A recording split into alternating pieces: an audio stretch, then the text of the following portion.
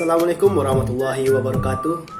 Perkenalkan, nama saya Muhammad Arif Fatahu, NIM 1905-9091. Pada kesempatan kali ini saya akan menjelaskan tentang manajemen risiko. Ini mulai dari fungsi manajemen risiko, yang kedua tujuan manajemen risiko, yang ketiga manfaat manajemen risiko, dan yang keempat ialah tahapan manajemen risiko. Langsung saja kepada materi. Fungsi manajemen risiko. Yang pertama, perencanaan atau planning. Perencanaan dimulai dengan menetapkan visi, misi, dan tujuan yang berkaitan dengan manajemen risiko. Kemudian dilanjutkan dengan penetapan target, kebijakan, dan prosedur yang berkaitan dengan manajemen risiko. Yang kedua ialah pelaksanaan atau act to acting. Proses identifikasi dan pengukuran risiko diteruskan dengan manajemen pengelolaan risiko yang merupakan aktivitas operasional utama dari manajemen risiko. Yang ketiga ialah pengendalian atau controlling. Pengendalian dalam manajemen risiko meliputi evaluasi secara periodik pelaksanaan manajemen risiko atau output pelaporan yang dihasilkan dari manajemen risiko dan umpan balik. Selanjutnya ialah tujuan manajemen risiko.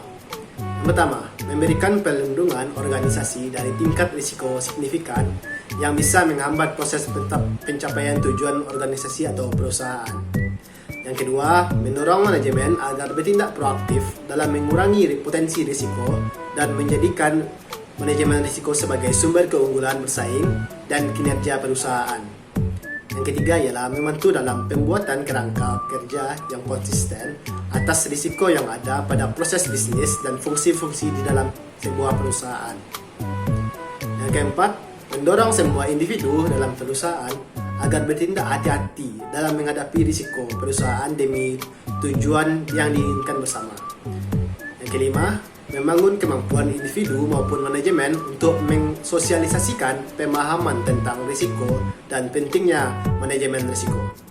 Yang keenam, membantu meningkatkan kinerja perusahaan dengan menyediakan informasi tingkat risiko yang disebut dalam peta risiko. Hal ini juga berguna dalam pengembangan strategi dan perbaikan proses secara berkesinambungan. Selanjutnya, manfaat manajemen risiko. Pertama, perusahaan memiliki ukuran dalam mengambil setiap keputusan sehingga para manajer menjadi lebih hati-hati. Yang kedua, mampu memberi arah bagi suatu perusahaan dalam melihat pengaruh-pengaruh yang mungkin timbul baik secara jangka pendek ataupun dengan jangka panjang. Yang ketiga, mendorong para manajer dalam mengambil keputusan untuk selalu menghindari dari pengaruh terjadinya kerugian, khususnya dari segi finansial. Yang keempat, memungkinkan perusahaan memperoleh risiko kerugian yang minimum. Yang kelima, dengan adanya konsep dari manajemen risiko, perusahaan telah membangun arah dengan mekanisme secara berkelanjutan. Selanjutnya, tahapan manajemen risiko. Yang pertama, identifikasi risiko. Tahapan ini mengidentifikasi apa saja risiko yang dihadapi oleh perusahaan. Langkah pertama dalam mengidentifikasi risiko adalah melakukan analisis pihak yang berkepentingan. Yang kedua, pengukuran risiko.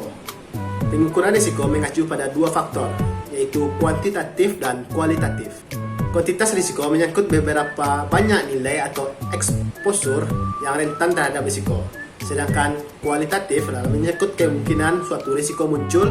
Semakin tinggi kemungkinan risiko terjadi, maka semakin tinggi pula risikonya. Yang ketiga, pemetaan risiko.